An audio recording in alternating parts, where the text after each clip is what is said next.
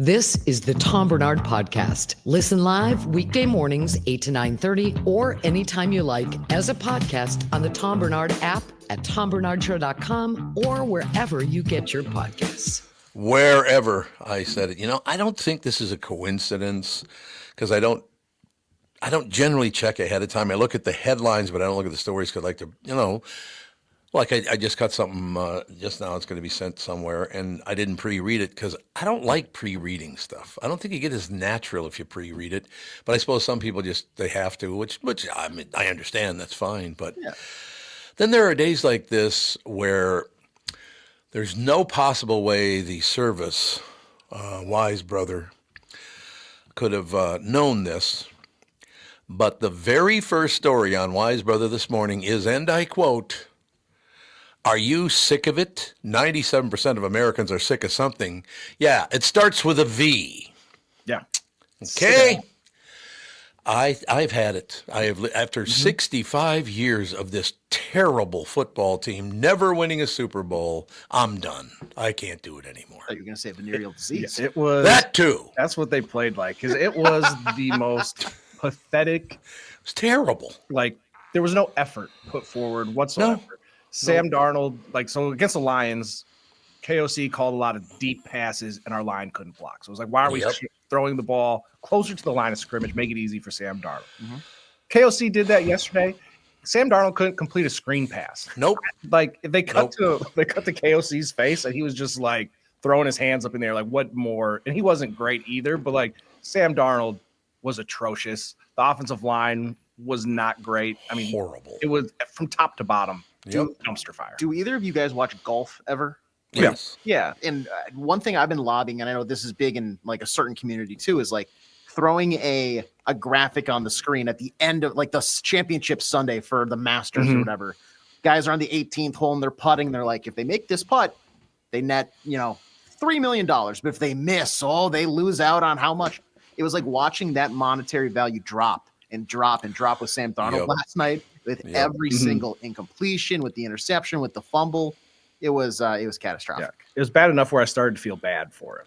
Yep. I was like, it sucks. It sucks to be Sam Darnold, because that was probably one of the worst games in the biggest moment of his career. Nobody's going to remember the other 14 wins you had. No, not at all. The last 2 weeks is what defines you this season. I got to be honest with you. It just, we all have our days, but you can't have our day every Sunday. That's the biggest problem. That team from top to bottom looked horrendous last night. I mean, did anything go right? Anything? Hawkinson caught that one touchdown. Yeah. That was fine. Finally. But other than that, I think Ivan Pace had a couple of nice tackles. But overall, we looked like the team that was being displaced by wildfires rather than Now, and as a former player here, Tevin, I'm curious as to your thoughts on Matt Stafford's forward pass that was not a fumble. It's technically a forward pass. It is. It is. Like, it was technically a forward pass. So you can why doesn't every quarterback just flick it in the towards a receiver then? Because he I think it was Puka Nacua was at least right there. And so I think he did say, I'm going to try, and he wasn't thinking he was going to complete it, but he was like, I'm just going to flick this so I don't want to get a sack. But, I hate it. Every fiber in my body was like, God, it should be a fumble. And that probably changes the game. We have that missed blocked punch, which I don't know if that guy closed his eyes. You're right there. Just grab the ball. What are you doing? I have a question for you. Yes. Because I went to bed at halftime. I saw it coming. It's like, I know these Vikings too well. They got no shot. They got no shot at all. Yeah. Stupid bastards. But I wake up this morning and nothing happened in the second half. It's like the Vikings scored a touchdown, then missed the extra point or something? They went for two. Why? It wasn't even close because they were trying to make it a 2-score game. You're playing kind of the numbers game there at that point. But I think once we got down 10-0, I texted my Vikings group chat and was like, it's over. We just didn't show any life whatsoever. And it was a sad excuse for a football game. It got so bad late that I actually got so bored of the game that I was flipping over to Freeform to watch the end of Ratatouille instead. Why not? Why wouldn't you? That's what I have to say. I am so happy I went to bed last night at halftime because I went, that's all that happened in the entire second half? Yeah. They scored what, 3 and we scored 6? Is that what happened in the second half? Yeah, the second half. Yeah, I don't think they really scored too much. I mean, we kind of just like threw up the white flag and stopped trying. Like normally teams are down, even if it's, yes, it's 21 points. We're probably not coming back to we need 3 scores. Mm-hmm. But there was no sense of urgency. There was no effort. At one point, I think it was Joe Buck on the broadcast was like, do the Vikings know that they're down 3 scores? Like they need to let's go. Like, let's get to the line, snap it and throw the ball. We're like running the ball like 3 times in a row. Like it just was, I don't know. It looked like Kevin O'Connell said, I know that Sam Darnold's not the one, and we just need to get out of here.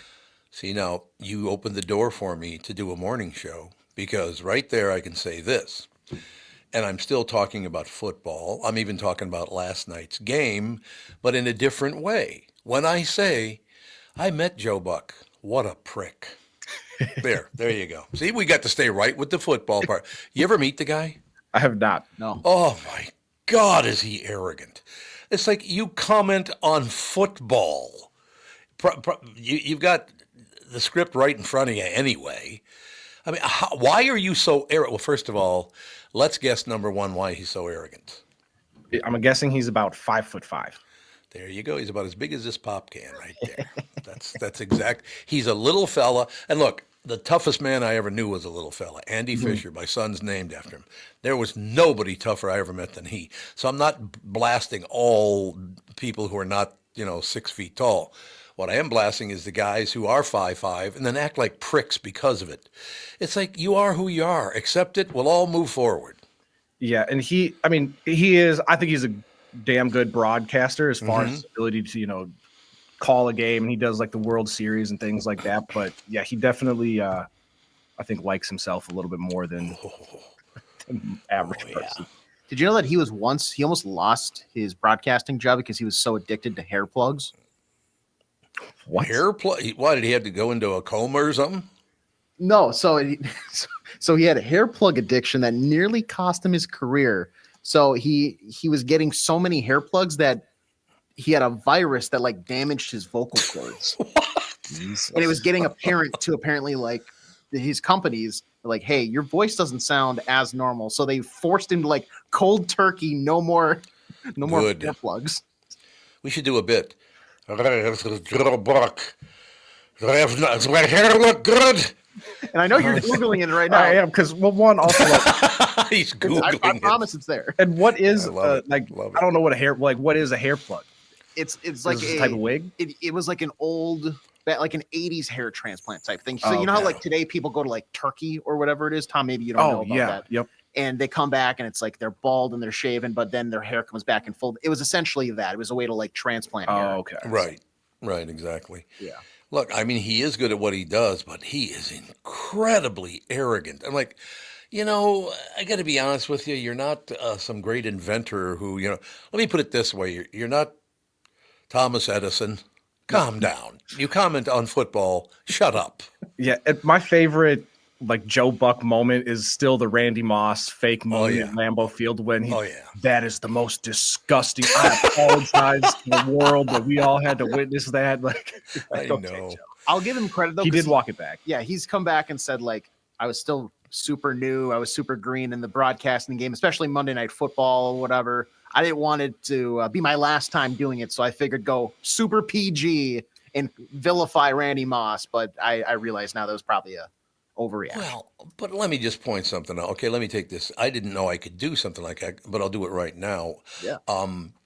Over my career, I've told about 15 GMs go F themselves, and I didn't really mean it. I just wanted you to know that, I don't know what happened. I just snapped those 15 times. I told you to get the hell away from me and go F yourself, but I didn't mean it. Okay, is that much better now? Is that great? Yeah, I've meant it every time that I've said it. Every time. Especially to Amy. Amy, go F yourself. No, Amy that is the voice you heard introing this segment. So that's who Amy is right there. She's funny. She'll just walk by my desk sometimes and be like, "You're so lame." And then I know. I'm just like, "What did I do? I'm just sitting here." She's what is she? The assistant director of programming or something like that? She's very much in charge. Yeah. I don't know exactly what she does, but She's in charge. pretty damn good at it. I got to get out of the business. That's all I have to say. Although I am jealous because she's got. I won't even say where she lives, but she lives in one of my favorite cities in the entire world. That's all I know. Okay. You know where I'm talking about. Yeah. I didn't know that was high up on your list, but I love that town. Oh, don't you? Hey, especially when I used to drink. Well, if you go to that town and start squealing, man, you can have some fun over there on the river. That's all I'm saying.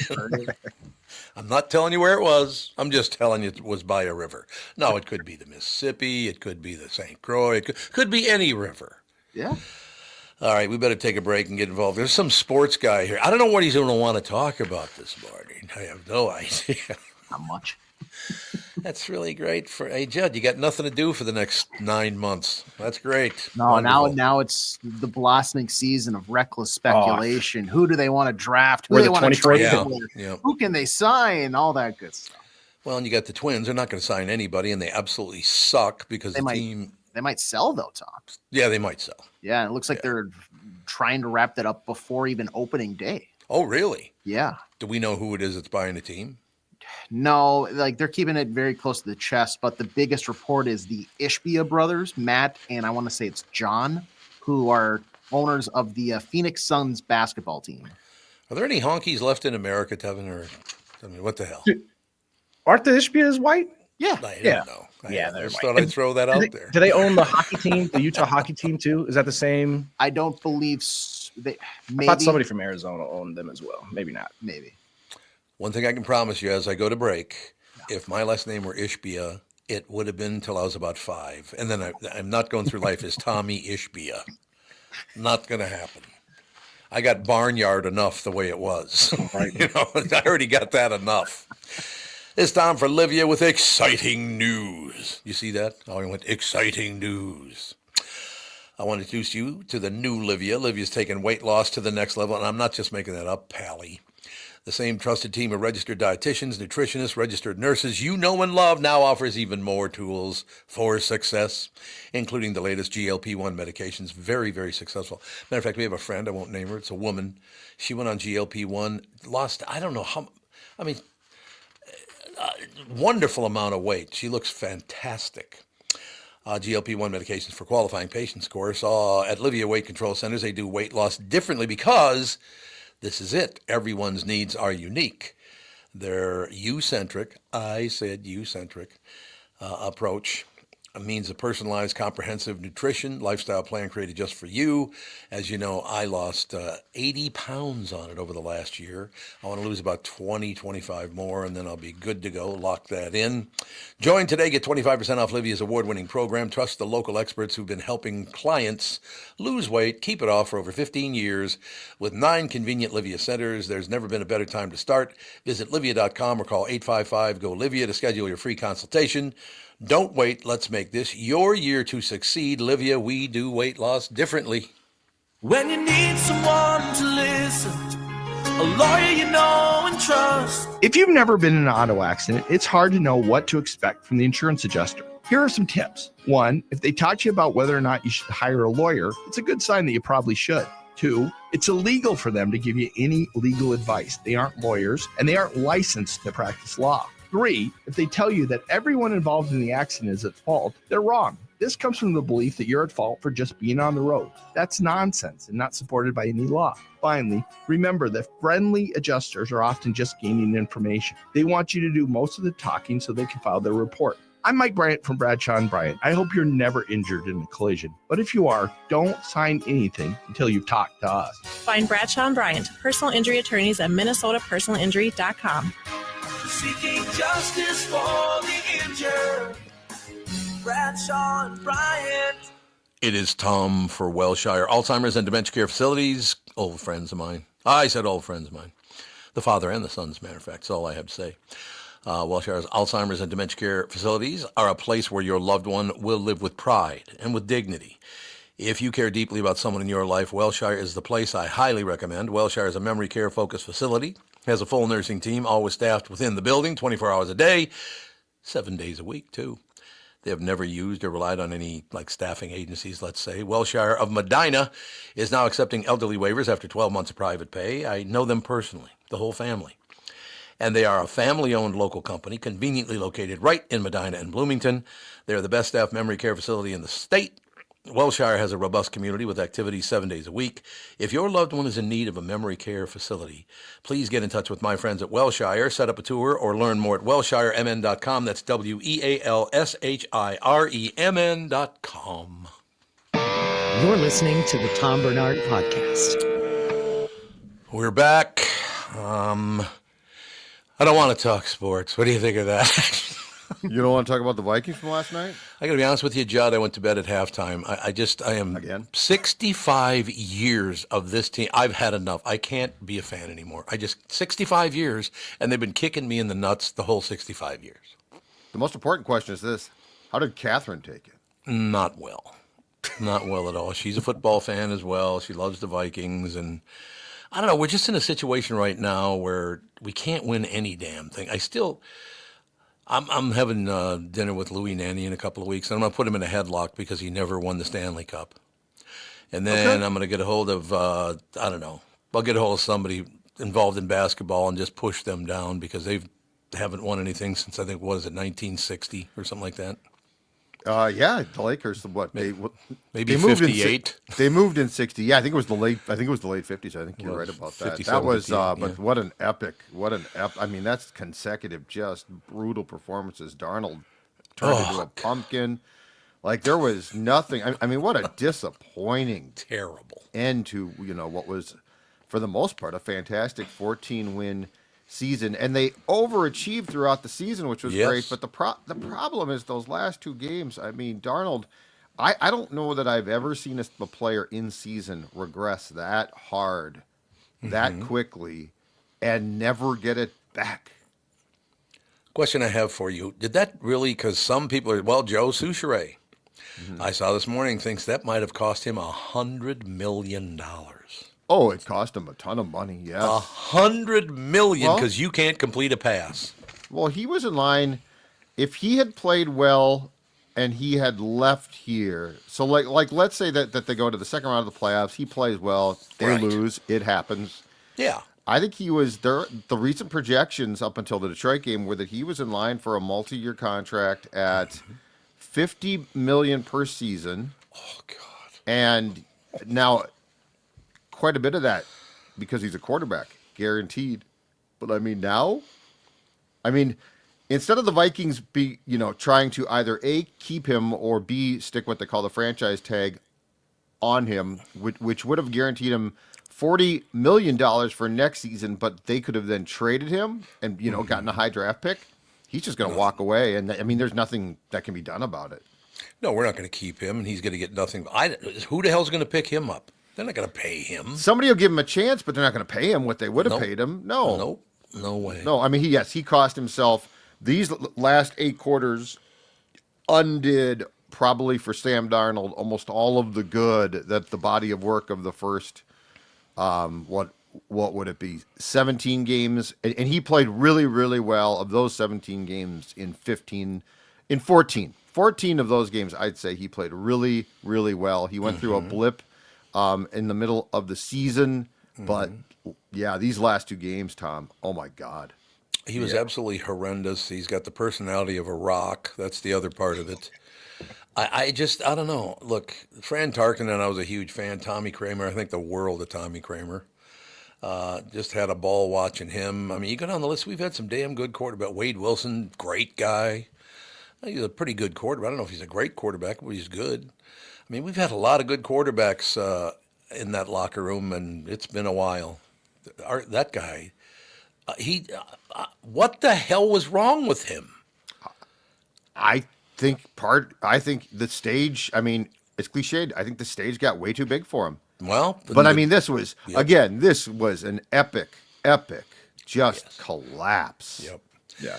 The best time for him is going to be that a lot of general managers and talent evaluators are like, I could fix him. And so there's not a lot of good quarterbacks coming out in the draft. So he'll find somewhere, but somebody will think that they can fix him and get that 14 games of good and hope that this is just a blip. But yeah, he cost himself a lot of money. I just cost myself a severe headache because I thought I'd try to stay on sports but not talk about the Vikings. The first thing that popped up, and I hope you guys haven't seen this story, was, I believe, at a Philadelphia Eagles game where a guy had too much to drink and referred to a woman as what in front of the entire stadium? Did you say, AJ, you must have seen this. Yeah, this video was circling around yesterday, and I don't know. I'm not shocked because, frankly, I feel like we see this every Sunday/Monday or Thursday, depending on whenever the Philadelphia Eagles play at home. But there seems to be some sort of video of them harassing opposing fans who happen to travel to watch their team on the road. This guy kind of did it a little, not a little. It was very over the line. It seemed very unprompted. It was a Packer couple who was there watching their team lose to the Eagles. Yep. And he was laying into her and dropping a word that I don't want to say. And frankly, I don't think we can say. I'll say whatever I want, damn it. He said, listen, sister. No, he actually called her an ugly C. At top voice, top of his voice. Yeah. Philadelphia, and I guess Detroit. I guess there was a bunch of notes from Vikings wives. The game in Detroit, like people were physically like pushing them. I once covered a Packers Eagles game in 2003 in which I was told that there was a Packers fan who had to be stretchered out and taken to the hospital because they were beat up so badly by the Eagles fans are among the most brutal. I mean, they don't think a thing. They don't think a thing of throwing beer cans in the parking lot at opposing fans. Jesus. So yeah, it's not acceptable. But my God, it's ugly. Well, what I couldn't understand is not one guy. Because was it in a suite? It kind of looked like they were in a suite when it happened, or maybe that was just. I think that just was the overhang. Yeah, the overhang. Okay. Because I got to be honest with you, and Tevin, you've known me longer than anybody else on the show. You know that if someone ever said that in front of me to a woman, there ain't no way I'd sit there and take that. No way. Yeah, but Philadelphia is not known for, kind of their decorum and their ability to do the right thing and stand up. Especially if you're wearing the other. Are you kidding? Especially if you're wearing the other uniform, you're going to have to fight probably that whole stadium because if they got arrested for harassing an opposing fan, they wear it as like a badge of honor to, spend the night in the clink. But Tom, if you do want a positive update on this, if you, so to speak, it took the internet all of 24 hours to find out this guy's name, where he works, all that stuff. The Eagles, I guess, have banned him from life from the stadium, and they're reaching out to the fans who are being harassed to kind of do a little bit of a make good and PR stunt. If the Eagles are going to start, like if people want to clear out that stadium, start to put that stuff on Twitter and socials. By the end of next season, no fewer probably than 1,000 fans banned for life. Oh, so would there be anybody left able to go to the game? No, there probably would. No, I'm telling you, it's the most brutal environment that I have ever seen. They're crazed. Honestly, God, why didn't somebody at least walk up to the guy? Because you saw the guy, didn't you, AJ? Yes, yeah. You did see him. You walk up and you go, you're pretty aggressive for a gray-haired 5'2" guy who's just a little fatter than Fred Flintstone. This guy was a dumpster fire, and he thinks he's a tough guy. It's like, oh, okay. And I get maybe if you're around him and you're a stranger, you're going to do that. I don't want to step on toes to who knows how much this guy's been drinking. I don't want to necessarily. So I would assume so. But at the same time, if you're with him, I'm sure he didn't go to the game alone. Right. You not put your hand on his shoulder and be like, hey, man, shut up. Just watch the game. We're winning by 2 scores. Right. What is there to be upset about? But the great thing about me is that if Catherine and I were in that booth, I wouldn't have to move because she'd go over and kick him right in the store. So I wouldn't even have to get involved in it. She'd just take care of it. She'd just take care of it. I could not believe they have the whole thing on audio and video. I mean, when's the last time you heard some guy call anybody, man or woman, the big C? Yeah, and so I could see like, okay, maybe he was talking a little trash to his like her boyfriend or husband or whoever she was with, and like the two guys get into a little scuffle. That's like pretty common. But for you to like, you know what? Let me pick on this woman down here that I'm probably bigger than. Probably like if we're like, what are you gonna fight her now? Like, what are you harassing her for? Also, it's a January playoff game. It's too cold to be doing that. Yes, that nonsense. Like, just try to stay warm. Now, I was told a story, then I obviously can't, the entire thing, but this was many, many, many years ago, and I got to be honest with you, I laughed because at least the guy, prick that he was at least inventive, because apparently I think it was at a Twins game, actually. This woman just kept harassing this guy. You sit down, stop standing up. Well, he said, well, they just hit a home run. Well, you don't need to stand up. I guess the woman just wouldn't leave him alone, right? Mm-hmm. Mm-hmm. So he had enough. He decided he was going to move to a different part of the stadium. And he looks at her and says the following: "See you next Tuesday." Think about what that stands for. Did she get it? I don't think she even got it. I thought that was very inventive, though. I had never heard that before. I don't know who came up with that or if he came up with it or whatever, but that was a brilliant move, because I don't think anybody there understood what the hell he was talking about. What does he mean? Text Tuesday. What are we doing Tuesday? Right. Not the point. Right. Yeah, nope, not the point at all. All right. Anything good? So we got a baseball team that's being sold. We don't know to who. We got a football team that sucks. The worst defeat in the history of the NFL under those conditions. 14 victories, and everything's on the line. They played the last two games. They were the worst team in the history of playoff football. No, I've got nothing for you. The Wolves won last night. I guess that's good. Well, but no, I got nothing for you.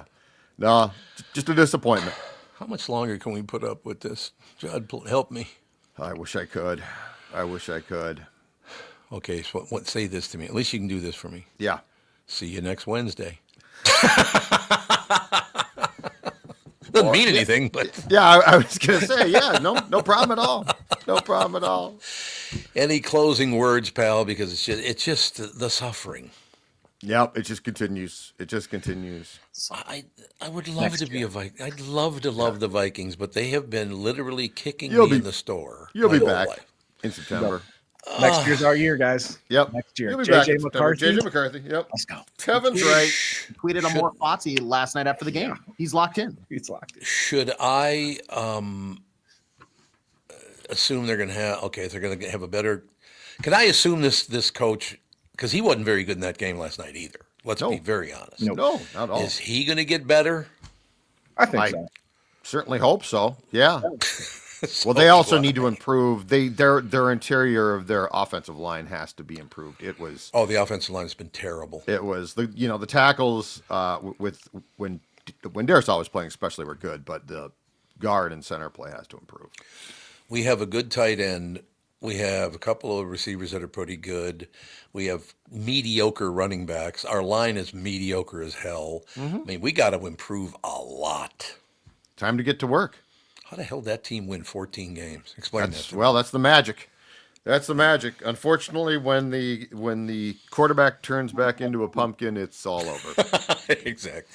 All right. See you next Wednesday. All right, guys. Talk to you. Bye. Thanks, Judd. Best in the business. Well, you got Phil, too. But are they both the best in the business or just one of them? Maybe in their own respective domains. Yeah, but combined. It's like one juggernaut. Who's got it better than us? I was going to say combined is an even bigger disaster. Is that what you're going to say? Yeah. There's Sam Darnold in the playoff. Exactly right. The one thing I will say, because I have a lot of friends around the country in the business and all that stuff, obviously years of doing radio and podcasting and television voice and all that stuff. I just, honestly, God, how do you keep getting through this year after year with the Vikings just kicking us right in the crotch every year? Yep. Why? It's a lot of hope and promise just to be let down tragically every year. It's really just the same script, just they cross out 2024 and put 2025. Oh, damn. I was going to ask Judd if he had ever met Joe Buck. I forgot.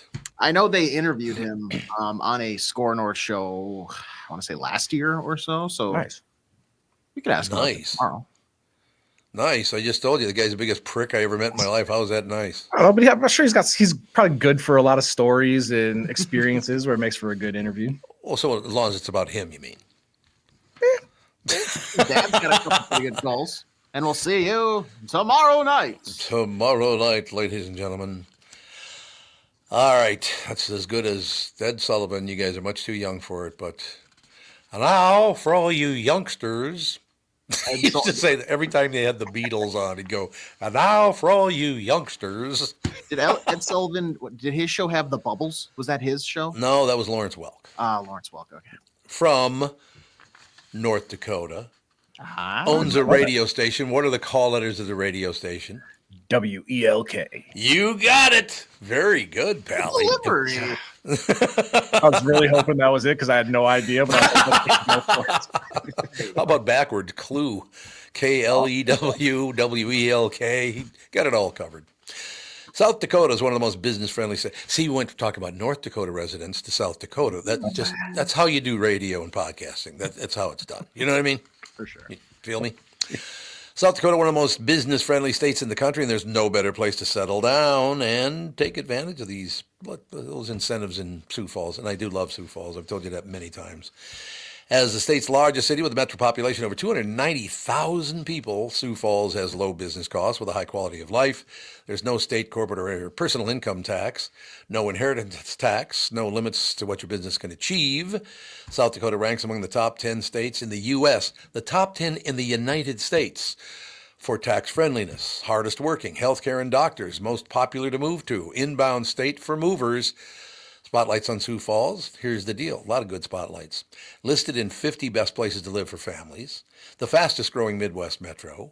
One of the best places to raise a family. That's a fact. One of the best small cities for Gen Z workers. National fourth top inbound city people move to. How does South Dakota stack up against other states? Well, they rank second in the nation for the lowest cost of doing business, the most business-friendly state, and the best business tax climate. And as South Dakota's biggest city, Sioux Falls, is at the center of these benefits. Visit www.siouxfallsdevelopment.com. The past several years have been the craziest in the history of the car business. The pandemic, supply chain, and chip issues all causing extreme inventory shortages that led to, predatory pricing. Some dealers charge thousands of dollars over MSRP. We never played that game. I'm Jim Paul of Valley Buick GMC. We knew that would leave a bad taste in a customer's mouth. More importantly, from an integrity standpoint, it was just wrong. So what about the current market? Inventory and pricing. Valley has their best inventory in years. Really all the Buick and GMC models. Even the previously hard-to-find Yukons, HD pickups, and Hummer EVs. Plenty of deep discounts. Many with factory rebates and low-interest financing. Then it's a good time to buy? It's a great time. We're welcoming our previous customers back, as well as anyone else that felt the treatment just didn't feel right the last time somewhere else. Valley Buick GMC in Apple Valley and Hastings or valleycardealers.com. Car buying without the bad aftertaste. This past year, been one of the hardest in MyPillow's history. You know that. It's because of you that we're making it through. Mike Lindell and his employees want to thank you for your continued support by extending their wholesale prices on classic MyPillows. Get standard classic MyPillows now for only $14.98. Can't believe I'm even saying that. Only $14.98, but it gets even better. Upgrade to a queen size MyPillow for just $18.98. King size only $1 more. Get My Body Pillows for $29.98 and multi-use pillows. They're MyPillows only $9.98. So go to MyPillow.com, use promo code TOM, or call 800-516-5146, use promo code TOM to take advantage of these wholesale prices, including the standard size MyPillow, originally $49.98, now only $14.98. Queens $18.98 and Kings only $1 more. Not only that, orders $75 or more ship absolutely free. This is the Tom Barnard Podcast. Ladies and gentlemen, Channel 5's Chris Egert, brought to you by Mr. Money Talk Josh Arnold. Call Josh today for your free 48-minute evaluation at 952-925-5608. You can talk about news, but don't even mention the word sports.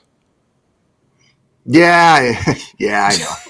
Interesting that the Vikings are 0-1 in playoff games when carried on KSTP. Interesting. Ooh. Yeah, what's that all about? Wow. Yeah, it's definitely our fault, AJ. Okay, I'm just glad you're big enough to admit that. So thank you. Not the fact that Sam Darnold woke up 2 games ago and went, wait, holy crap, these games matter? Yeah, there you go. It's a fact. I feel bad. You can't even argue it. He's leaving a lot of money on the table. I mean, nobody feels worse about this than Sam Darnold does, and it's not his fault. He got sacked 9 times. I mean, some of those might be, but 9 times. A tie of a record. Jesus. Why does God do this to me? I love the Minnesota. I used to. I can't even say I love them anymore. I used to. I adored the Minnesota Vikings because when I was a kid, they went to 4 Super Bowls. Never won any of them, but at least they went. Now they can't get past the second round, for God's sake. At least you were alive for those days, because a lot of us can't say that. That's for sure. Now That's I'd love true. for them to lose another Super Bowl. I know. It's just, could you just even knock on the Super Bowl? Knock on the door. Come on. Hey, it was hideous. Today's the 8th anniversary or 7th anniversary of the miracle in Minneapolis. Oh, when I was born, it was a lot 7 years earlier already? than that. Yeah. 2018. As the height of Minnesota sports. It was. That was as good as it gets. That was the moment, man. We had the world in the palm of our hands. Super Bowl was going to be in the Twin Cities. Yep. All we had to do was win 1 game, and we were there. How'd that work out? Well, the first drive was really, really good. And I thought that first drive in Philadelphia, we marched down. Like, this is my lawn chair out on Hennepin. We got this. And then it was just a good old-fashioned butt-whooping, kind of like last night's. Yes, there you go.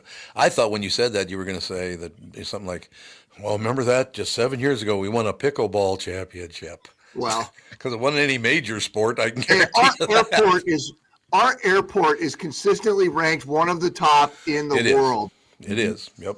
We may not have a winning sports franchise, and I rephrase that. The women, the hockey team won the championship last year. The Lynx have been perennial stars. So that's my caveat on that. But at least we have a wonderful airport. And the mall. We do. So you can go fly somewhere else and watch a winning team. And did you just tell us last week that we have the world's best cinnamon roll or something like that? Cinnamon rolls, A+. We can't stop winning. No. Besides in the 4 major men's sports. Yeah. Oh, here we can't stop winning. I'm going to get a cinnamon roll jersey and start wearing that around town instead of my Vikings one. Your cinnamon roll jersey? Yeah, I'm going to wear an airport hat around to show my pride in the airport. I do love cinnamon rolls, I got to be honest with you, so I'd salute you. Let's fly a banner in front of our houses to support the airport instead of the Vikings. All right. Well, you know what? I'll go with you on that one. No question about it. Got some great restaurants out there at the airport. No question about it. There you go. It is a really nice airport. Got to be honest with you. Now, Midway in Chicago, maybe not quite as nice. Let me just say that. I don't hate Midway, but it's an experience. It's a vibe. Do they still have the wrecked ship there? Because I used to fly in and out of Chicago 8 billion times a week because that was before the internet. So if I did voiceover, I'd have to fly to the city to do it. Yeah. Either they came to Minnesota or I flew there. But I'd always fly into Midway because my attorney who booked all my flights apparently would find the cheapest flight he possibly could. What's my job as manager? To save money. Yeah, by having me travel to Midway instead of O'Hare. But I actually liked Midway because it was closer to the city. Yeah, you get out to O'Hare and you're like looking at a 2-hour journey just to freaking get into the city. So at least Midway, you feel like you've got a fighting chance. That is cool, though. You fly for an hour and 15 minutes from Minneapolis to Chicago, and then you drive for 2 hours to get from the airport into the city. Sit in traffic. Oh, my God. That whole Chicago trip, it's a ball buster. Whether it's going through Wisconsin, which is like that trip between here and Madison is like, it's like the Autobahn, and it's like, it's white knuckle. It's not a relaxing drive. It is, it's a haul. There's no question about that. A lot of Betty's Pies are on the way still, I'm hoping. I don't know if they are or not. They used to be. Was it Betty's Pies or Betsy's? I think it was Betty's Pies, right there along I-90. Loved the place. Yeah, I used to go there all the time, too. Milwaukee's a great town because, as I've said before, what's right next to the Performing Arts Center? Arts Performing Center, which is a strip club. I think that's hilarious. As it should be. So as it should be. Couple quick headlines. It looks like there might be a discussion about a ceasefire deal in the Middle East. It sounds like they're close. The fires out in LA, winds are expected to go up today. Still at 24 deaths. I think the Palisades is at 14% contained. The Eaton fire is at 33% contained. You had the report come out, Jack Smith, special counsel last night, and which I'm sure you're all aware of at this point. Nothing really earth-shattering in that. The accusations were what they were. I guess the big thing out of that, he said that had he not been made president, they probably would have tried to prosecute the case. And, the Minnesota legislative session starts today, and we don't know if everybody's going to show up. Will anybody ever stop with this? We'd have done a much better job. Well, how will we ever know that? Because you didn't get the job. Why would you even say, look, I can go on and say, I got to be honest with you, had I just taken over every market in the United States, radio would have been much better. Well, how would we ever know that? Because I never did. Yep. Didn't happen. Stop making these statements. That's all I have to say. I do have to ask you one more thing, and I know you got to go, but I have to ask you one more thing. Yes, sir. There's video because of the fires in Los Angeles, and I think she's one of the assistant fire chiefs or some, I don't know, one of them. But you know who Steve Sharippa is? I've heard the name, but I don't know off the top of my head. Sorry. From The Sopranos. Oh, yeah. Okay. This doesn't work because it's too shiny usually. But that right there is Steve Sharippa. Can you see him? Yeah, yep. There you go. Oh, yeah. That's Steve. I've known Steve forever. He's a good friend, just a really nice guy. But this woman was a little heavier than him. She's the fire chief of some area in Los Angeles. And she literally came on television yesterday and said she would save all the people like her first and then get to the other people. It's like, what? Unless they look like me. I'm saving all the people that look like me first, and then I'll get to the other people. That's not your job there, Sharippa Jr. There's going to be all kinds of, when this is all said and done. Yeah. There's going to be a million things are going to happen out there, and one of them is going to be a even more critical look at government infrastructure. Correct. But of course that's going to happen right now, right? Like people are pissed off and everyone's defensive, and I don't know. It's going to be a mess. You are correct, sir. But very even keel report this morning after getting our ass handed to us. So I'm glad you're not as pissed off as, let's say, Tevin, AJ, and I are. I mean, I'm just disappointed. I knew last night. I went to bed. I'm like, I'm not watching the game. We're going to lose. Well, I went to bed at halftime, so I was kind of right there with you. But at least you'd have to stay up to watch the whole thing. Yeah, that's very, very true. I will tell you this, though. The one thing I do have, and I'm very serious about this, I have a lot of friends that are in the sports reporting business. I would not want to be doing a sports station morning show today in Minnesota. I mean, I think everybody understands. Paul Lambert and I are really, really good friends. I love the kid. Known him since he was 16 years old. Meat Sauce over at The Fan. Yeah. I would not want to be on The Fan this morning trying to come up with excuses why you should tune in next year to hear about the Vikings. God, it doesn't matter. There's always next year. We have this endless, this limitless optimism towards the next year, yet this fatalistic view that we know it's all going to fall apart to crap at some point. We're going to be disappointed anyway. But no, you're right. But it's a little bit in your heart. You kind of go like, oh my God, I want to talk about the Vikings for 3 hours this morning. No. Yeah, no, I get that. And after talking about it late last night, right? Yes, all the rest of it. All right, young man, we will talk to you tomorrow. Gents, see you tomorrow. Thanks a lot. Channel 5's Chris Egert, brought to you by Mr. Money Talk Josh Arnold. Call Josh today for your free 48-minute evaluation, 952-925-5608. We'll take a break. Be right back. Very special. You want to stick around, actually? I've got Miss Kleiner ready to rock. Oh, she's ready to go now? That'd be fine. That'd be great if she wants to do that. Cappy, you there? Yes, I am. How are you? Marvelous. How are you? The first book by a confirmed survivor of Ted Bundy and the only memoir to challenge the popular narrative. of Bundy as a handsome killer who charmed his victims into trusting him, Kathy Kleiner, our very special guest. This is going to be one of those interviews, Kathy, where I shut up and listen to what you have to say, because what a story this is. Very good. Kathy Kleiner is with us, ladies and gentlemen. Survived serial killer Ted Bundy. He had escaped from a Colorado jail. See, now I already learned something, Kathy, because I didn't know he had escaped from a Colorado jail and made his way to Florida State University.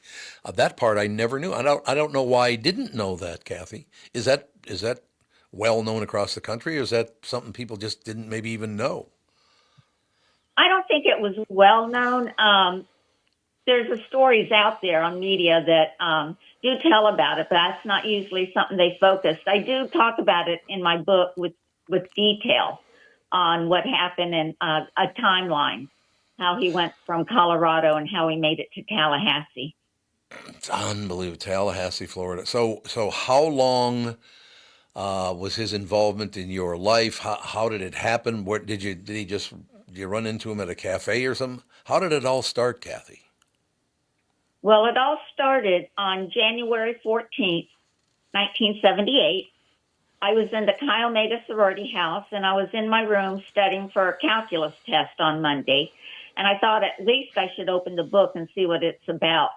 So I was in my room. It was about 11:30 studying. And around 12:30, my roommate and I decided to go to sleep. Well, little did I know that in the dark, in the back of the sorority, someone was moving around and checking things out. It was all dark, and he was dressed dark. He picked up a piece of firewood that we had by the back door, which was unlocked. So he opened the door. It was about 3 a.m, and he crept into the sorority house and up the stairs. Our bedrooms were down the hallway, and the first door he went to Margaret Bowman's room. He attacked her with the piece of firewood and strangled her and killed her. He closed the door and went across the hall to the next room, which was Lisa Levy's. He attacked her and left her for dead. He crossed the hall to my room, number 8. My room was the regular size of a dormitory, and we had a dresser, and the next to that was my desk, and next to that was the footboard of my twin bed. And the other side was mirrored. It was exactly the same.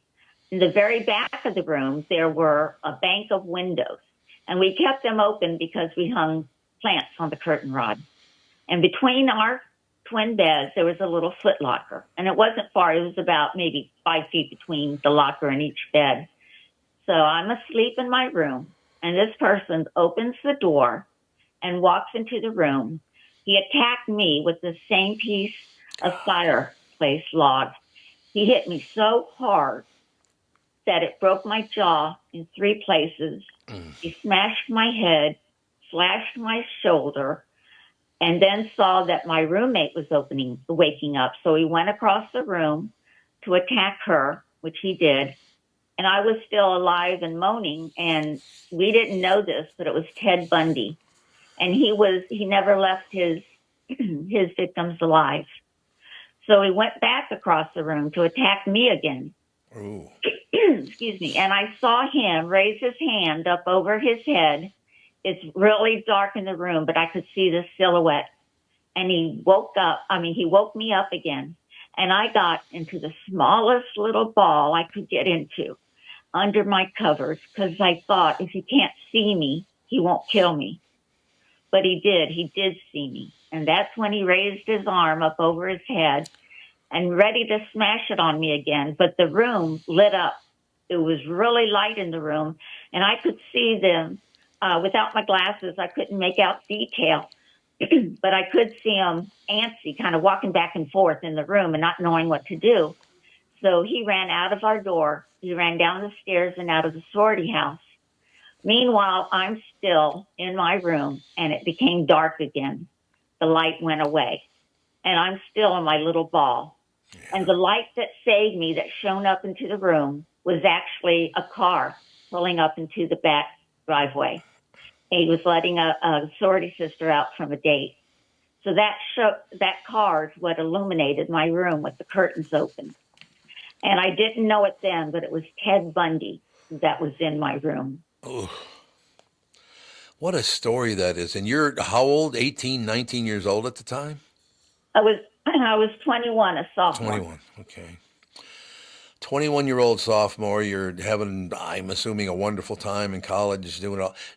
Was it ever revealed, I mean, maybe not even just in Ted Bundy's case, but why do people get that way where all of a sudden they're driven to not only kill people, but massacre them?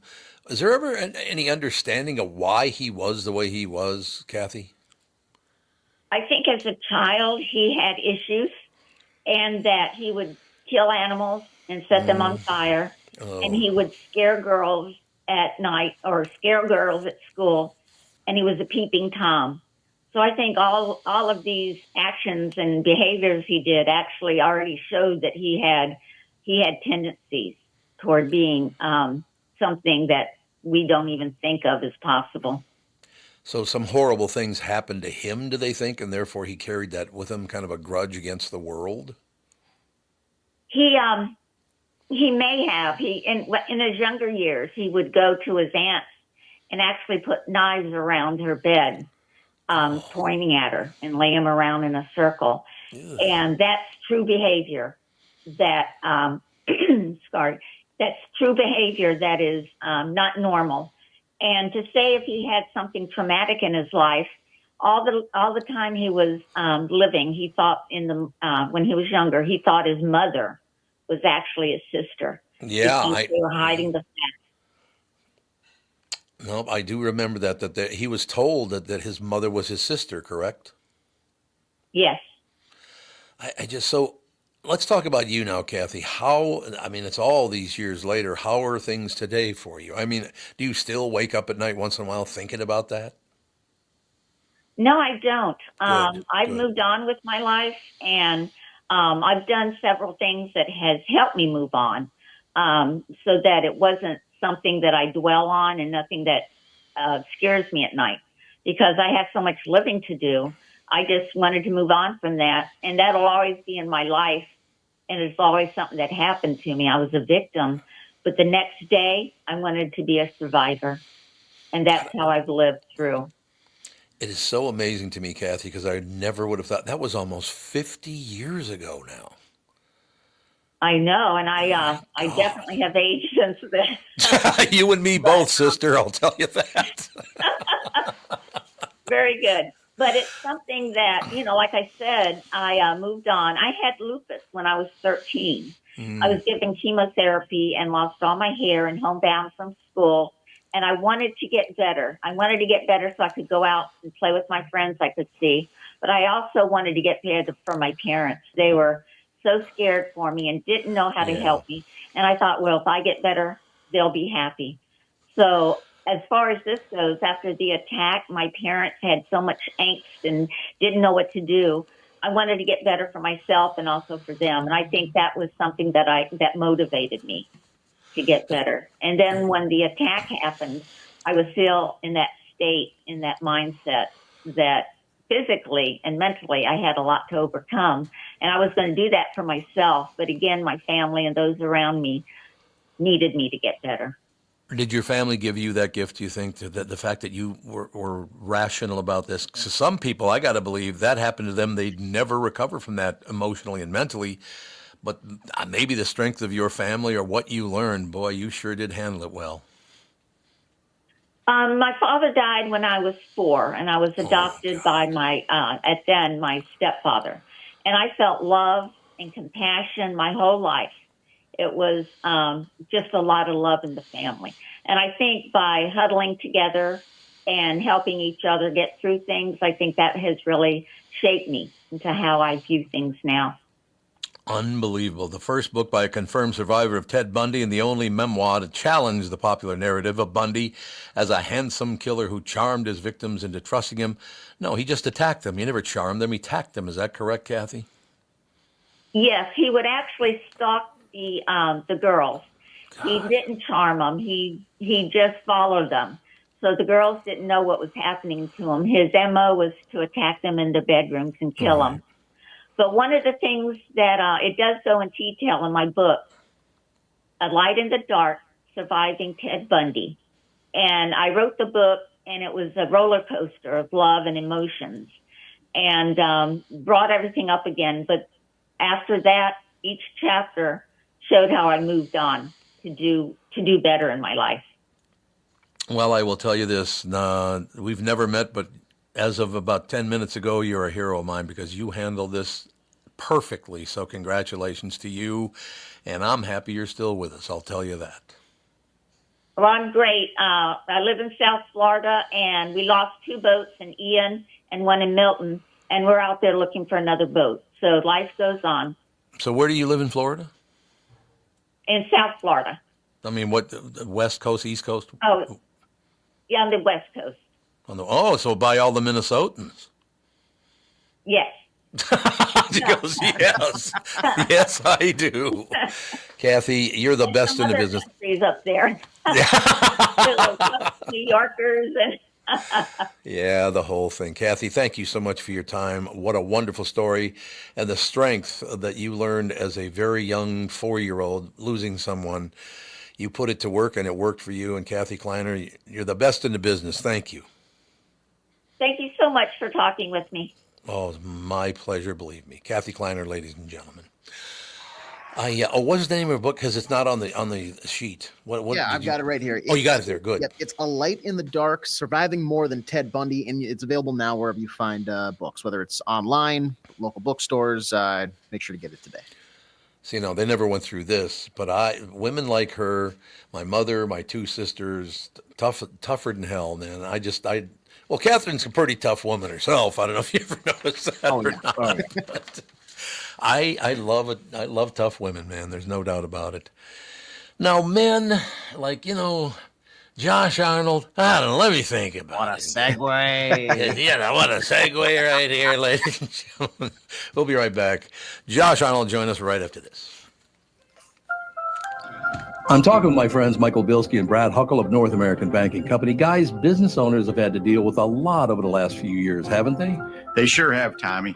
We pride ourselves on being able to help our customers with the challenges they face. Our business bankers are experts and are always ready to help our customers capitalize on opportunities and solve problems. Loan decisions come quickly because they're made here in the Twin Cities and not shipped out of state like at some of the national banks in town. This allows our customers to expand their businesses with confidence, knowing that they have our team of experts in their corner. Okay, so now you give me this big thing at the end. Way to go. Well, you are the professional. Oh, I forgot. Look, I know Brad and Mike, and I trust them with my banking. They've personally delivered on everything they just said, so why not bank with my banker?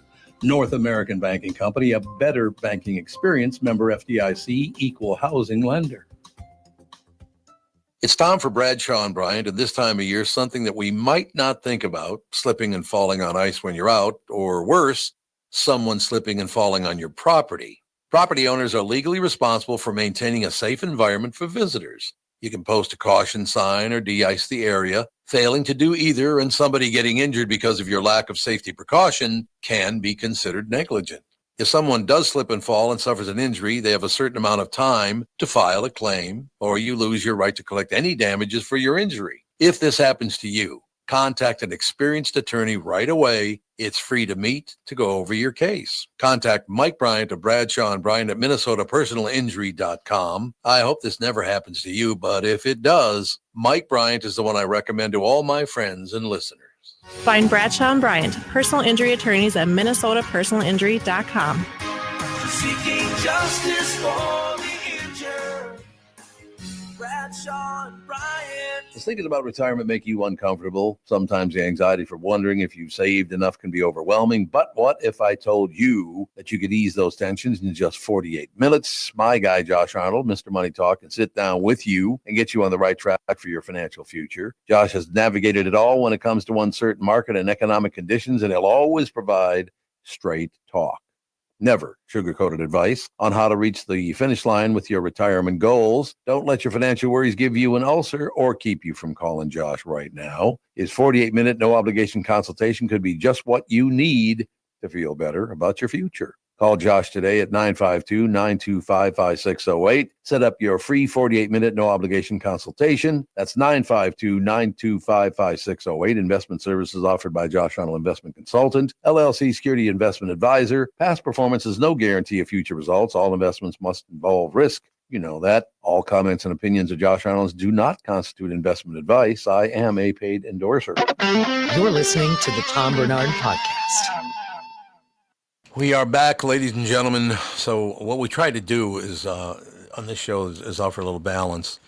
So when we have a wonderful person on like Kathy Kleiner, then we kind of balance it out with having somebody like Josh Arnold, a horrible human being, to balance it out. What do you think, Josh? I am just a terrible person. I'm a horrible person.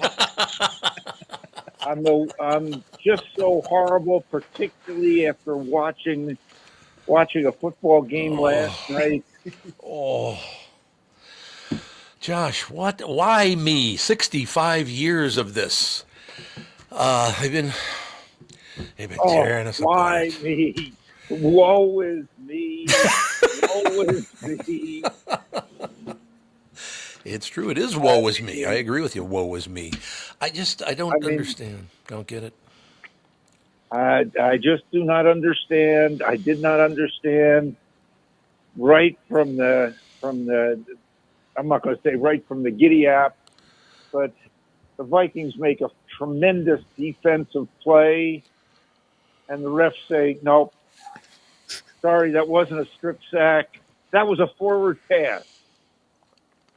And I'm thinking, forward pass? There was no receiver in the vicinity. That's a very good point. The guy's knee was on the ground or just about on the ground. And he, flicked it sideways? Yep. I like the moan. I don't know. Sort of changed the game around. But the Rams were playing for the city. Had to give the city of Los Angeles a big upper, given everything that's happened in Los Angeles. It is a horrible, horrible tragedy. It is going to cost the insurance companies a tremendous amount of money. It's going to cost taxpayers a tremendous amount of money. And you are going to see your insurance costs go up here in Minnesota. Yes. Particularly for any of the companies that operate on a national basis.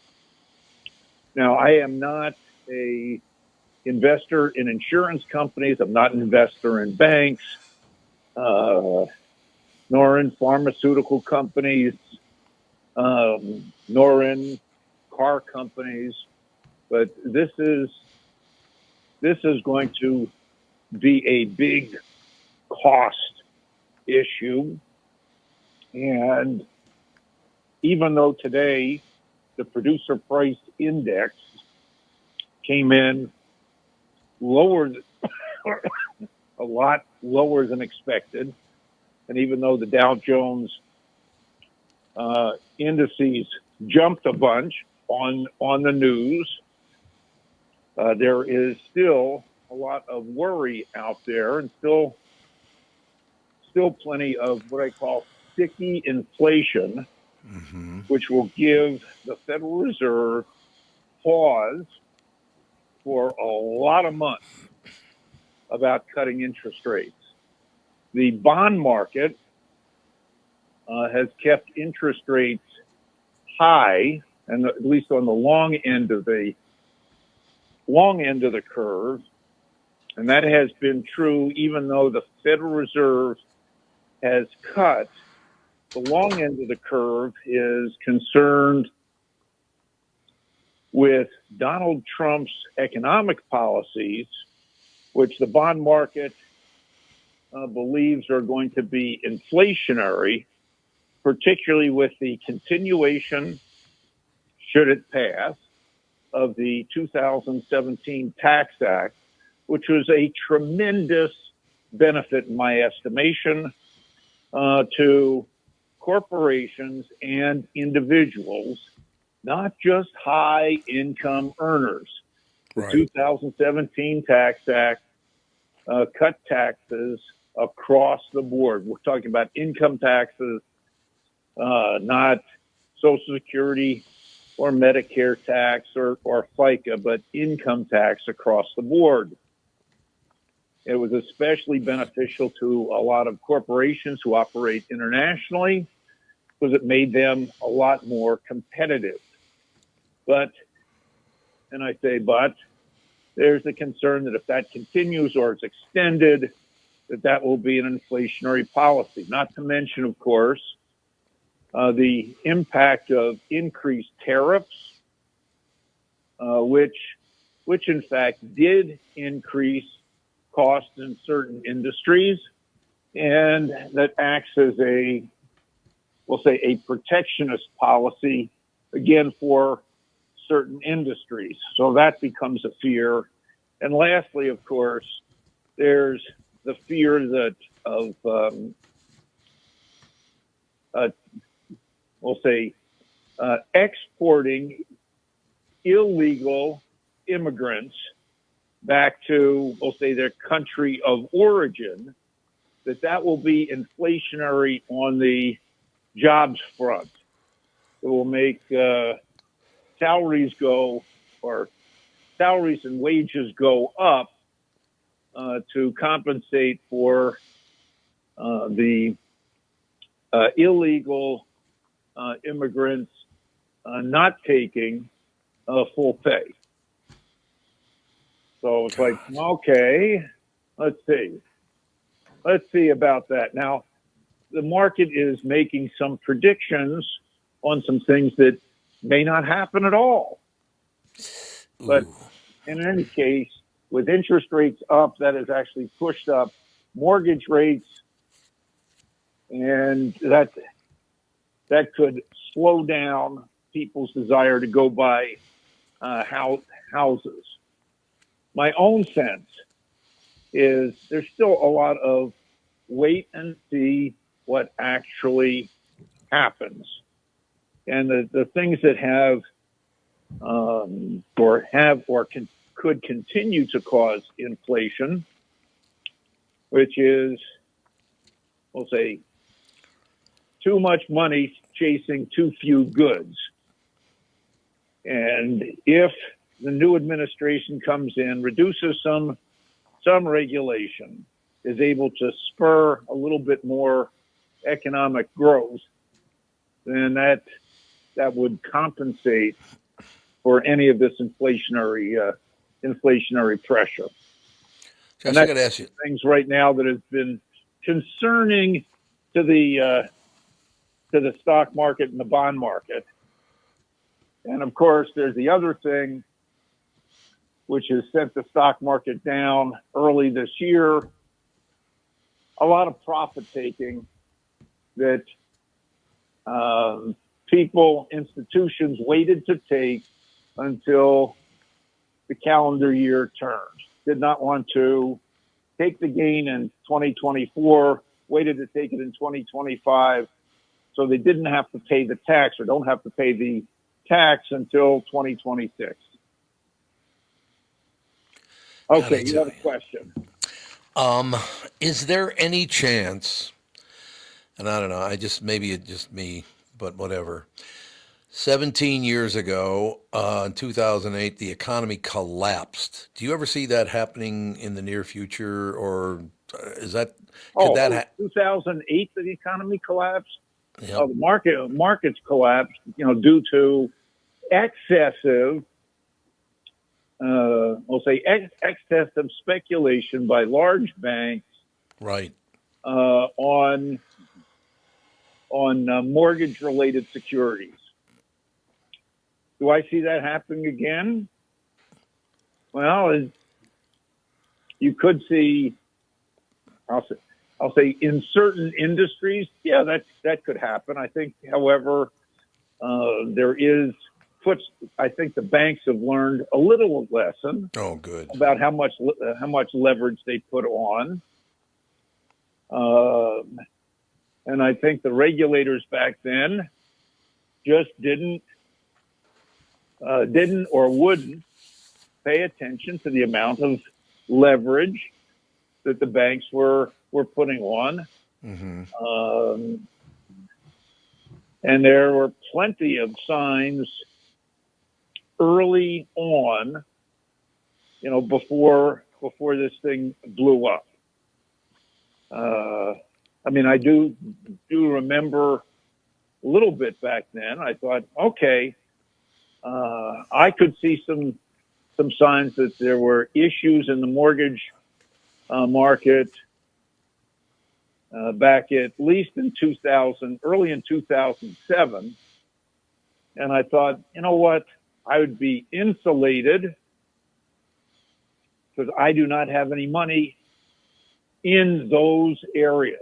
No money in housing-related stocks, no money in bonds. My clients are not leveraged. I typically kept then and still do, up to 30% of assets in a cash position. So, okay, we'll be pretty insulated, from that. Unfortunately, when things blow up and people are out on margin, using a lot of leverage, and the value of whatever is margin goes down, the margin clerks at the banks or the brokerage firms give you a call and say, you got to come up with some more money to meet that margin call. So what gets sold to meet that margin call? The good stuff gets sold. The bad stuff is just left there. Oh, it'll come back. It'll come back. So the good stuff gets sold, and eventually the good stuff gets too low that people say, ooh, look at all these great companies selling at cheap prices, time to buy. So one of the reasons to keep cash is for the inevitable pullbacks, so you can buy stuff a little cheap. And we might be in one of those periods of time right now. But as to the question, are we going to see a blow up? Well, I don't think it's going to come from the bond market. And I'm not a bond investor, nor would I recommend that, because bond investors right now are losing money. As interest rates go higher, bond prices go down. And right now, you're not making up the difference with a lot of yield. The thing that I'm worried about is the amount of leverage on cryptocurrencies. Yes, yeah. Because in my estimation, again, there's not much there. Or maybe I'll put it, there's no there in my estimation. But I'm now told by much younger, I'll say, advisors or strategists, talking heads, that cryptocurrencies are an acceptable asset class, and that I and my clients should have 5-10% or more money in cryptocurrency, because their only direction is up. And of course, there are those people and there are ways that you can get leverage on cryptocurrencies, particularly with some of the, we'll say, exchange traded funds that invest in the cryptocurrencies, or even companies that use their cash holdings to buy cryptocurrency. Not for me. No, I understand. We'll close with this. Not for me. That's the thing that I am concerned about. Okay. We'll close with this. Cash is king, and so is Josh Arnold. What do you think? Ooh, I like that. Good slogan. Good slogan. Cash is king, always has been. Keep some cash available. Yep. And it is going to be very, very interesting. Starting next week with the new administration. If nothing else, we'll say buy. You can buy any type of media outlet, because those media outlets are going to make a lot of money on advertising just so they can cover probably one of the more transparent presidents around. I like it. And we'll talk to you next week, sir. Is that correct? That is correct. All right, looking forward to it, pal. You have a great week. We'll talk to you then. Okay, thanks. Bye. Josh Arnold, ladies and gentlemen. Just remember, when you hear Josh Arnold, think cash is king. I love the fact he pointed out, what did he say, 30%? His clients, 30% is cash? Yeah, I believe so. That's you got to keep cash on hand, man. Yeah, you have to. And also, if you want more of that amazing information, you can get a free 48-minute consultation by just giving Josh a call. Mm-hmm. Love it. I'm glad you pointed that out. Now we're talking. Yeah. KB2 right after this. This past year has been one of the hardest in MyPillow's history. It's because of you. They're making it through. Mike Lindell and his employees want to thank you for your continued support by extending their wholesale prices on classic MyPillows. Get standard classic MyPillows now for only $14.98. Yes, I said $14.98. I cannot believe I'm even saying that. Only $14.98, but it gets even better. Upgrade to a queen size MyPillow for just $18.98. King size only $1 more. Get My Body Pillows for $29.98 and multi-use MyPillows for only $9.98. So go to MyPillow.com and use promo code TOM, or call 800-516-5146. Use promo code TOM to take advantage of these wholesale prices, including the standard size MyPillow, originally $49.98. Now is only $14.98. Queens at $18.98 and Kings only $1 more. Not only that, orders $75 or more ship absolutely free. MyPillow, baby. That's all I got to say. The past several years have been the craziest in the history of the car business. The pandemic, supply chain, and chip issues all causing extreme inventory shortages that led to, well, predatory pricing. Some dealers charge thousands of dollars over MSRP. We never played that game. I'm Jim Paul of Valley Buick GMC. We knew that would leave a bad taste in a customer's mouth. More importantly, from an integrity standpoint, it was just wrong. So what about the current market? You know, inventory and pricing. Valley has their best inventory in years. Really all the Buick and GMC models. Even the previously hard-to-find Yukons, HD pickups, and Hummer EVs. Plenty of deep discounts. Many with factory rebates and low-interest financing. Then it's a good time to buy? It's a great time. We're welcoming our previous customers back, as well as anyone else that felt the treatment just didn't feel right the last time somewhere else. Valley Buick GMC in Apple Valley and Hastings, or valleycardealers.com. Car buying without the bad aftertaste. I hosted my show on the radio for 40 years. Now I host the Tom Barnard Podcast. And I'll tell you, I've never seen the passion and engagement from our audience as I do now. I know we also have businesses that listen to our podcast, and it got me thinking, wouldn't it be great to help those businesses grow by telling my listeners about them? So here's the deal. If you own or handle marketing for a business, would like to have my audience buy your product or service, visit TomBarnardShow.com, keyword partner, and we'll put together an ad campaign to help your business. That's TomBarnardShow.com, keyword partner, and thank you for listening. This is the Tom Barnard Podcast. Listen live weekday mornings, 8 to 9:30, or anytime you like as a podcast on the Tom Barnard app, at TomBarnardShow.com, or wherever you get your podcasts. Ladies and gentlemen, Chris and Bird Entertainment News brought to you by North American Banking Company, Bilski. Go to NABanco.com to learn more. Member FDIC, Equal Housing Lender. You ever met Bilski? If I haven't met you, how have I met Bilski? Because he's paying for your deal, so I figured you'd hit him up for more cash. That would be great. That would be great. Bilski. So what's going on? There's still a lot of fires in Los Angeles. Geez, man. Yeah, we are on high alert through Wednesday, so that will be kind of our big danger zone. And hopefully, when Thursday morning when I'm here, I'll be like, the winds have died down. We are good. That's hopefully going to be the situation. Do you think that Americans and people all over the world will ever grow up to the point that why don't we back off on the politics while the entire planet is on fire?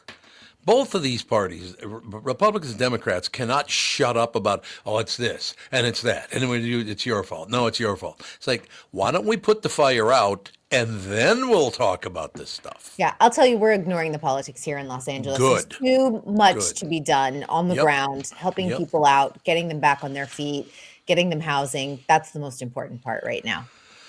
I was talking about it earlier. There's a person, I don't know, LA fire chief of some kind or whatever, but they pointed out that when they go in, they will save people like them first and then get around to everybody else. It's like, what?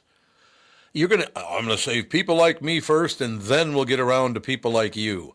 That's not your job. Does anybody use their head ever anymore?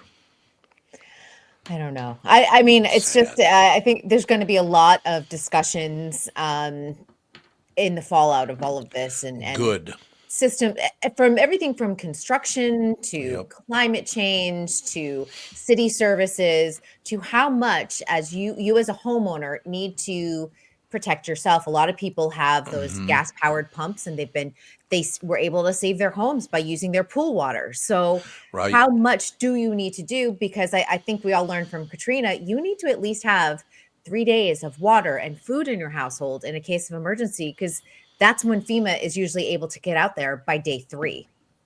God, it just, how long has it been now? How long has it been that your city has been on fire? It started Tuesday night, so a week. We're a week mark. Yeah. Man. Yeah. And I mean, I'm a prepper. Like, I am the person that has the emergency kit for us and the cats. And like, good. I take these things seriously. But I'm hoping people listen to me just a little bit, because yes, everyone came together and the community's out there and helping people. But in that state of like severe emergency where you have to go, you need to be ready for that. You should do me a favor personally, and you can go around and tell them it's me, not you. Mm-hmm. Would you tell all these Hollywood people to shut the hell up? God, these Hollywood people are so annoying. It's like, here's what you did wrong. It's like, I don't want to hear about your politics. The city's on fire. How about that? I don't feel like most celebrities are jumping in to support right now. I'm not really listening to any politics or hearing any politics.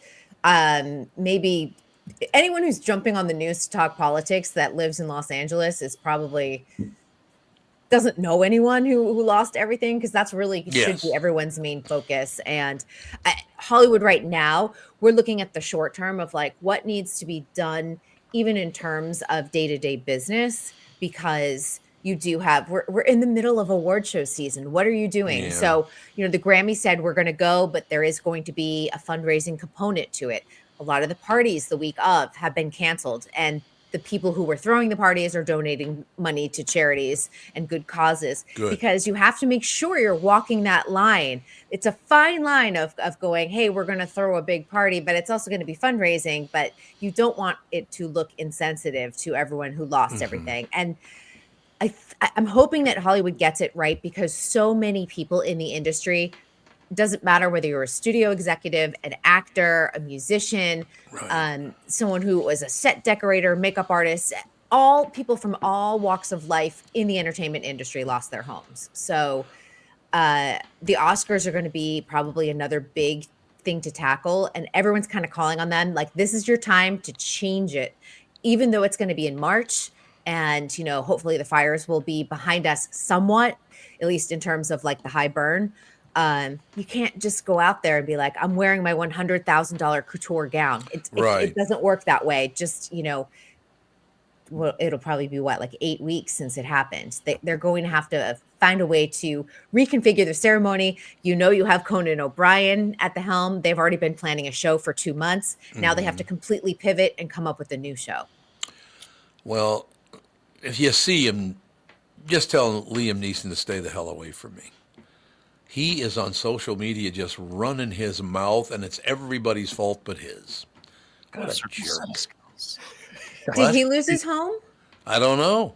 What do you guys? You guys know if he did or not? I'll look it up. I don't know. Is he like saying a bunch of conspiracy stuff about the fire? Oh, I know like it's- Mel Gibson was on the news, I guess, talking about like different conspiracies. And there's a bunch of videos. Like I think there was a suspect that they said was like using some sort of flamethrower to start fires. There's a video. There's a video of like a speck on a hill that they're like, this is somebody out on this random hill starting a fire. right. Like, Kristen, is there anything that has any legs that might be truthful, or is it all just kind of rampant speculation? There are rumors around the Palisades fire possibly being arson.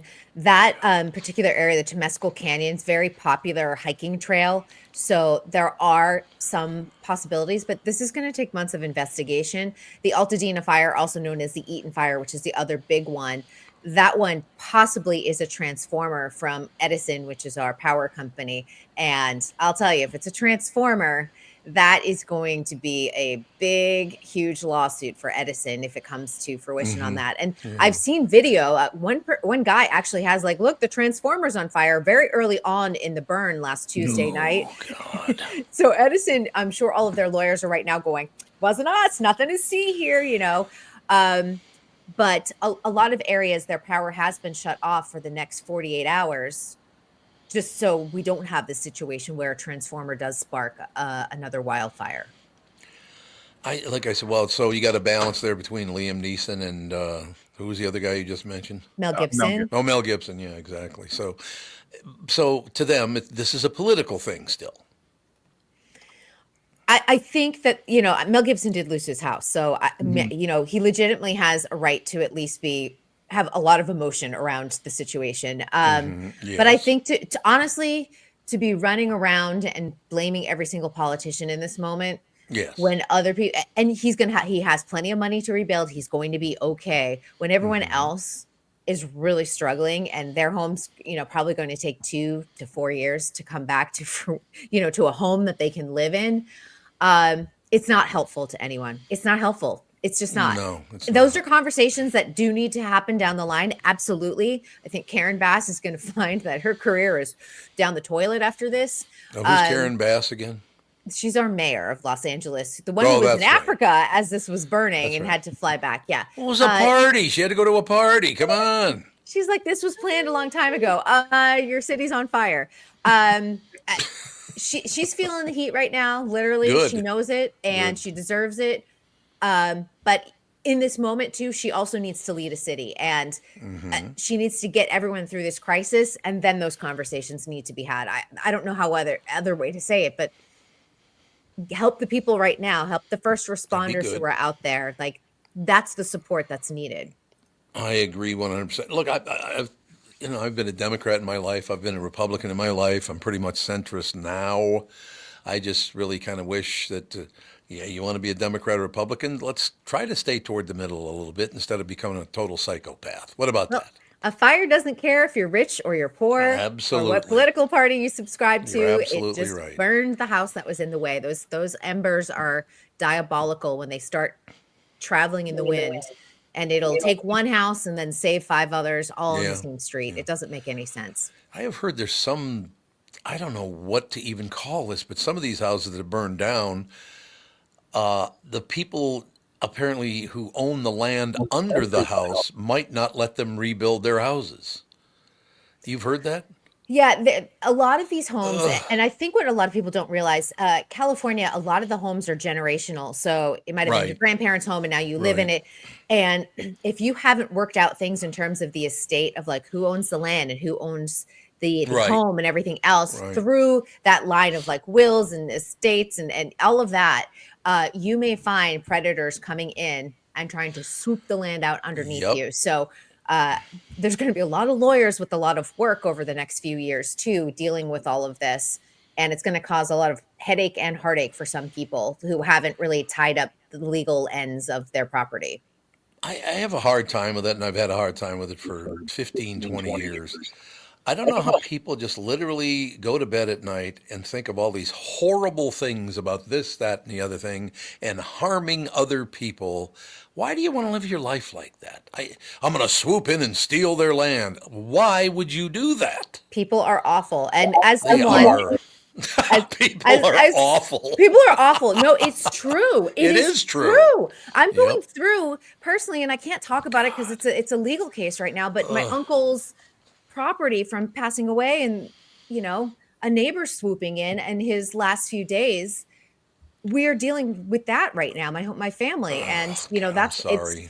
It's terrible. I mean, he passed away last March, and I haven't grieved for that because I've had to move through the legal system with all of this. And, it possibly will go to court, come April or May. So it's so awful. Like how people just love to prey on people who are weak. Where are your tear tissues? I don't see them. Today I'm on fire. So literally, literally, you're a little fired up. Are you? I'm a little fired up about things. No, but and that's the other thing too, the emotions of everyone. It is a roller coaster. Yesterday I was just really raw and vulnerable about it, and today I'm just I want this to end because I want you want to help everyone, you want to help the city, and I'm doing things behind the scenes for my friend, all the things that she just doesn't have the emotional bandwidth for. She's like, can you call this, do that? I'm like, yeah, I'll do that. I'll spend my afternoon doing that once I finish work. Can you imagine waking up in the morning going, oh, all those people up there, their houses burned down. I'm going to swoop in and steal their land. Really? That's how you think? That's how some people think. And there's also concerns about predatory contractors, Sure. when it comes to rebuilding a home. My friend, her husband happens to be a contractor, so they're going to be good there. But one woman even just went in because people are trying to get ahead to at least get the floor plans of their new home. The faster you can move on this, the sooner you can get your home rebuilt. And one architect was like, that'll be $200,000 just for the plans alone. Oh, God. This person just lost everything. What are you doing?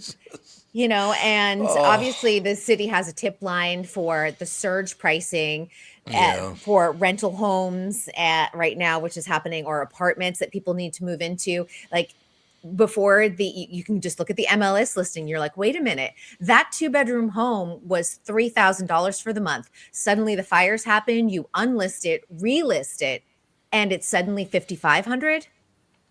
You didn't do any improvements over the last week. Yep. You just saw an opportunity and you're taking advantage of it.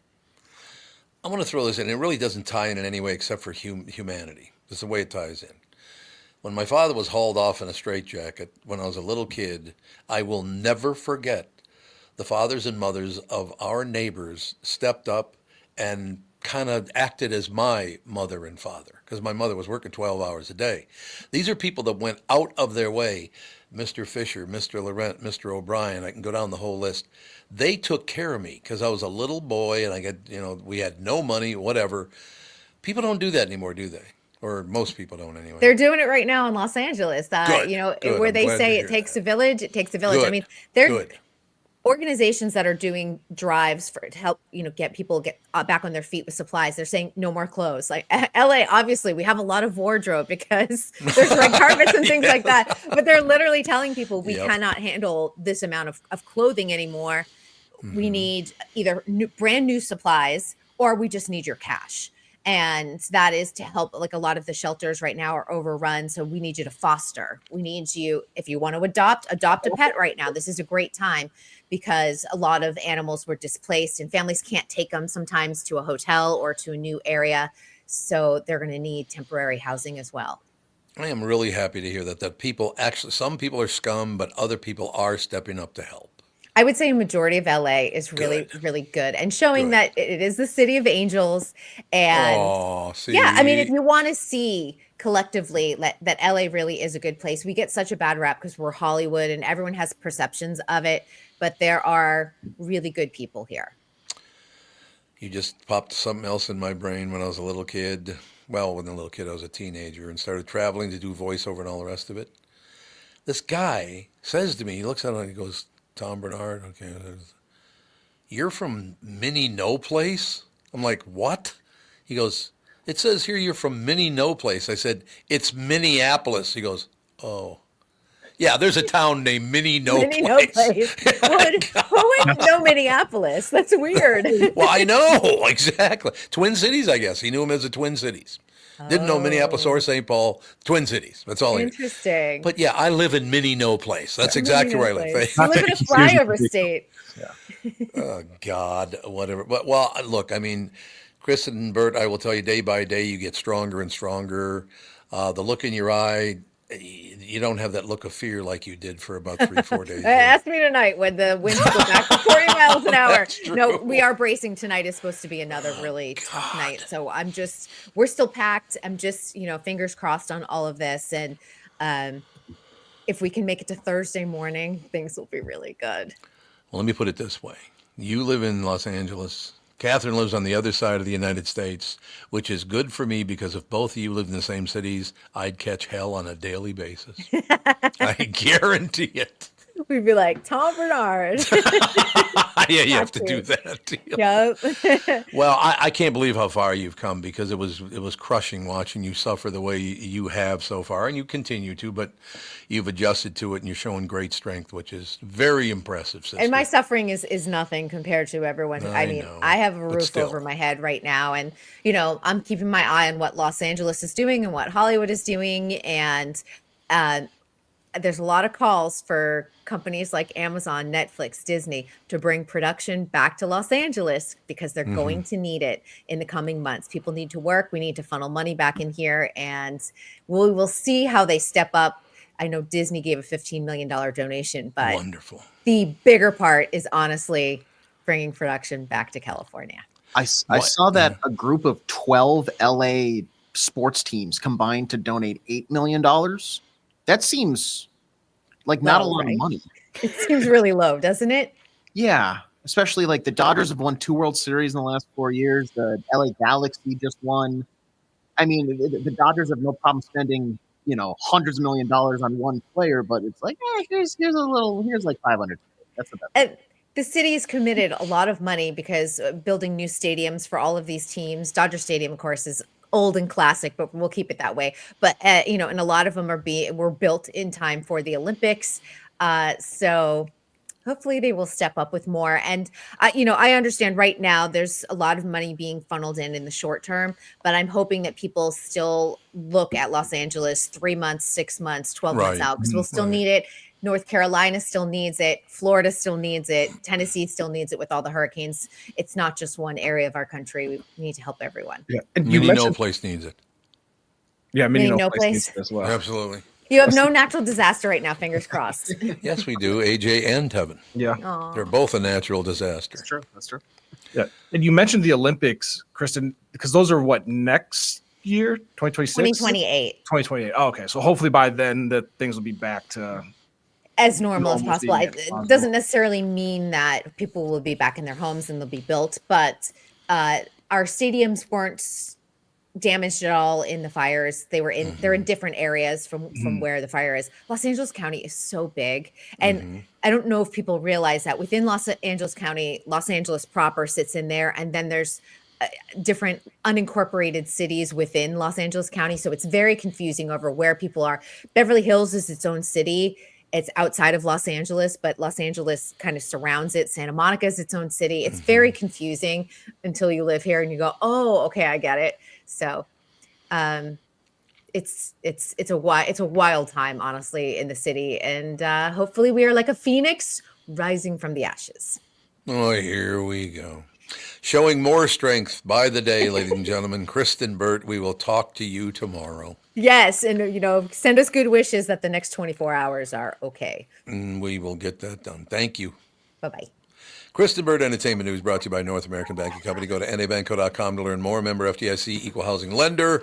Any closing word? I tell you what, you go from Kathy, who almost got killed by Ted Bundy, and then we got KB2, almost got killed by fires and every other damn thing.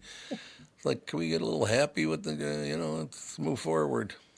We need it. What do you think? Yeah, absolutely. We're due. We do. We are due to have some good days coming our way, but we will talk to you two tomorrow. Yeah, talk to you then. Family's up next.